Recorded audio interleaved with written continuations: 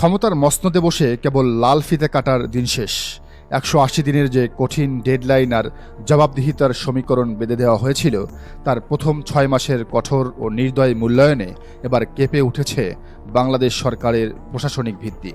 সরকারের সর্বোচ্চ মহলে বেজে উঠেছে বিদায়ের সুর। চরম গোপনীয়তার চাদরে ঢাকা প্রধানমন্ত্রী তারেক রহমানের টেবিলে আজ জমা পড়েছে এমন এক লাল তালিকা, যা প্রকাশ্যে এলেই রাজপথ থেকে শুরু করে বঙ্গভবন ও সচিবালয় পর্যন্ত তৈরি হবে তীব্র ভূমিকম্পন। প্রথম ৬ মাসের পারফরমেন্সের চুলচেরা বিশ্লেষণে চরম ব্যর্থতা, সীমাহীন অনিয়ম আর ব্যক্তিগত কেলেঙ্কারির দায়ে দলীয় শাসনের প্রথা ভেঙে চিরতরে পদ হারানোর চূড়ান্ত দ্বারপ্রান্তে দাঁড়িয়ে আছেন মন্ত্রিসভার পূর্ণমন্ত্রী এবং প্রভাবশালী প্রতিমন্ত্রীরা। একটি নির্বাচিত সরকারের প্রথম ৬ মাসের মাথায় এসে নিজ দলেরই শীর্ষ তারকাদের বিরুদ্ধে এমন আপোষহীন, নির্দয় ও নজিরবিহীন প্রশাসনিক পদক্ষেপ বাংলাদেশের রাজনীতির ইতিহাসে আক্ষরিক অর্থেই এক অভাবনীয় ঘটনা। এই বিদায় ঘণ্টার সুর সবচেয়ে করুণভাবে ধ্বনিত হচ্ছে বিদ্যুৎ ও জ্বালানি মন্ত্রণালয়ের অলিন্দে। বিগত ২০০১ থেকে ২০০৬ সালের বিএনপি শাসনামলে যে বিদ্যুৎ খাতের লোডশেডিং আর খাম্বা কেলেঙ্কারি নিয়ে গোটা দেশকে চরম লজ্জিত হতে হয়েছিল, ২৪ পরবর্তী নতুন বাংলাদেশেও সেই একই পুরনো ভূতের পুনরাবৃত্তি ঘটছে। গ্যাস ও বিদ্যুতের তীব্র আকাল, বর্ষাকালেও ৩ থেকে ৪ গুণ ভুতুরে বিলের তাণ্ডব এবং জনগণের চরম ভোগান্তি পুরো সরকারকে প্রতিদিন কাঠগড়ায় দাঁড় করিয়ে দিচ্ছে। যে মন্ত্রীর অদক্ষতার কারণে খালেদা জিয়া সেই সরকারের আমলেই তাকে বহিষ্কার করেছিলেন, এই ৬ মাসে তার চরম ব্যর্থতা প্রধানমন্ত্রীর শাসনযন্ত্রকে জনমনে সবচেয়ে বেশি প্রশ্নবিদ্ধ করেছে। ফলে সরকারের ভাবমূর্তি বাঁচাতে এই মন্ত্রণালয়ের শীর্ষ নেতৃত্ব বদল এখন সময়ের ব্যাপার। পতনের এই রেড লিস্টে আরও আছেন শিক্ষা মন্ত্রণালয়ের পূর্ণমন্ত্রী ডক্টর আনাম এহসানুল হক মিলন। একটি দেশের ভবিষ্যৎ প্রজন্মের ভাগ্য যে খাতের উপর দাঁড়িয়ে, সেই শিক্ষা মন্ত্রণালয়কে তিনি পরিণত করেছেন বিতর্ক আর প্রশাসনিক বিশৃঙ্খলার আঁতুড়ঘরে। দেশে যখন এক ভয়াবহ দুর্যোগময় পরিস্থিতি বিরাজ করছিল, যখন সাধারণ মানুষের জীবনের নিরাপত্তাই ছিল মুখ্য, ঠিক সেই মুহূর্তে জোরপূর্বক পরীক্ষা আয়োজনের একঘেয়ে এবং হঠকারী সিদ্ধান্তে অনড় ছিলেন মিলন।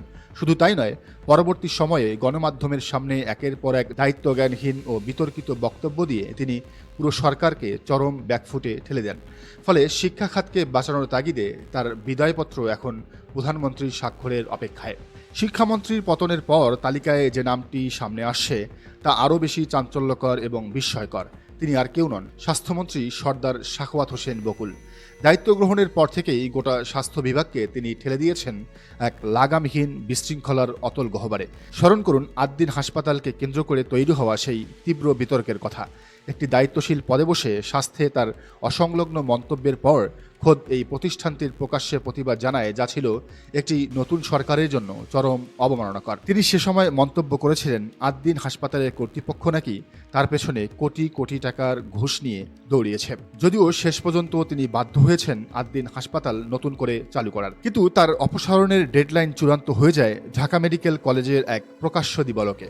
দেশের প্রধানমন্ত্রীর উপস্থিতিতে অনুষ্ঠানে বক্তব্য দিতে উঠে মন্ত্রী যখন নিজের খেই হারিয়ে ফেলেন এবং স্বয়ং প্রধানমন্ত্রীকে মাইক হাতে নিয়ে প্রকাশ্যে বলতে হয়, মূল বিষয়ে কথা বলুন, তখনই জনসম্মুখে উন্মোচিত হয়ে যায় তার প্রশাসনিক নিয়ন্ত্রণের দৈন্যদশা। আর কোনো প্রসঙ্গ নেই এখানে বলার? ওটা তো উচিত হয়নি বলা বোধহয়। প্রধানমন্ত্রীর সেই প্রকাশ্য তিরস্কার এবং ভর্ৎসনাই ছিল বকুলের বিদায়ের চূড়ান্ত সিলমোহর। তবে পূর্ণমন্ত্রীদের চেয়েও বড় নাটকীয়তা তৈরি হয়েছে প্রতিমন্ত্রী ফরহাদ হোসেন আজাদকে নিয়ে। পানিসম্পদ প্রতিমন্ত্রীর একটি অত্যন্ত আপত্তিকর ভিডিও সামাজিক যোগাযোগ মাধ্যমে ছড়িয়ে পড়লে পুরো রাষ্ট্রযন্ত্রে দেখা দেয় তীব্র তোলপাড়। নিজের চরিত্র ও নৈতিক স্খলন ঢাকতে প্রতিমন্ত্রী প্রকাশ্য সংবাদ সম্মেলনে দাবি করেছিলেন ভিডিওটি সম্পূর্ণ ভুয়া এবং এআই বা কৃত্রিম বুদ্ধিমত্তা দিয়ে তৈরি। কিন্তু প্রযুক্তির যুগে সত্যকে ধামাচাপা দিয়ে রাখা যায় না।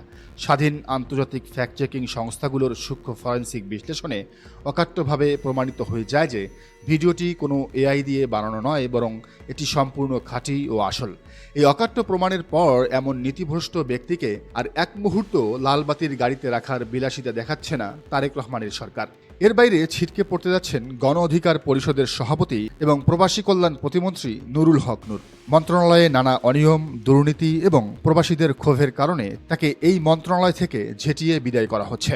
তবে এই মহাযজ্ঞে কেবল বিদায়ের করুণ সুরই বাজছে না, বরং শূন্য হতে যাওয়া রাষ্ট্রীয় এই গুরুত্বপূর্ণ পদগুলোতে কারা আসছেন তা নিয়ে সচিবালয় থেকে রাজপথে চলছে চূড়ান্ত শিহরণ।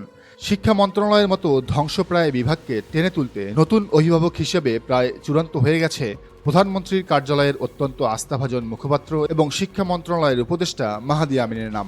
তার পরিচ্ছন্ন ভাবমূর্তি এবং পলিসি মেকিংয়ের দীর্ঘ অভিজ্ঞতা শিক্ষা খাতে নতুন শৃঙ্খলা ফেরাবে বলে আশা করছে শীর্ষমহল।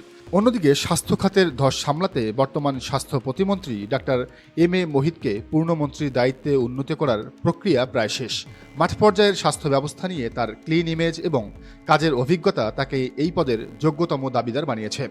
পাশাপাশি দীর্ঘদিনের ত্যাগী, পরীক্ষিত এবং রাজপথের পোর খাওয়া নেতাদের মূল্যায়ন করতে মন্ত্রিসভায় যুক্ত হচ্ছেন বিএনপির হেভিওয়েট নেতারা।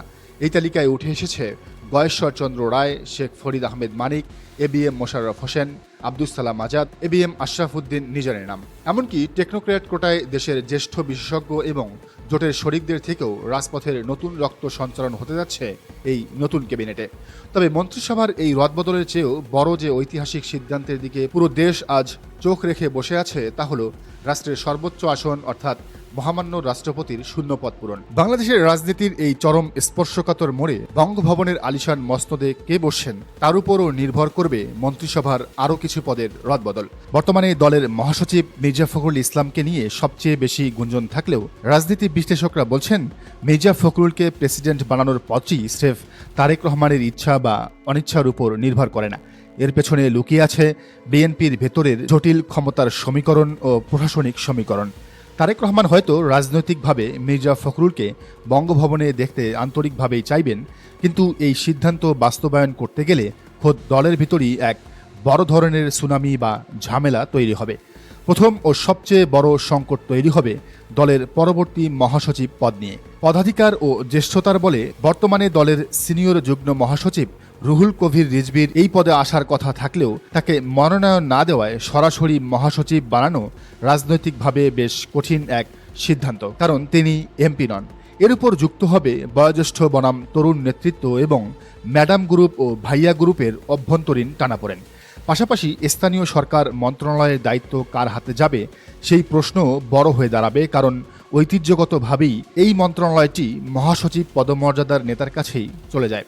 মির্জা ফখরুল ইসলাম আলমগীর যদি সত্যিই প্রেসিডেন্টের পদে যেতে চাইতেন তবে সরকারের শুরুতে মন্ত্রী না হয়ে গত 6 মাসে দলের জন্য এক শক্ত মহাসচিব প্যানেল তৈরি করতেন, আর তাহলেই তারেক রহমানের জন্য এই সিদ্ধান্ত নেওয়াটা অনেকটাই সহজ হতো। ফলে এই একটি পদের উপরেই নির্ভর করছে পুরো ক্যাবিনেট পুনর্গঠন এবং বিএনপির ভবিষ্যৎ দলীয় নেতৃত্বের আসল সমীকরণ।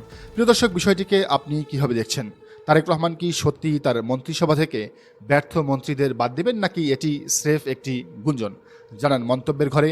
আর এই চ্যানেলে নতুন হলে অবশ্যই সাবস্ক্রাইব করুন এবং বেল আইকনটি বাজিয়ে রাখুন।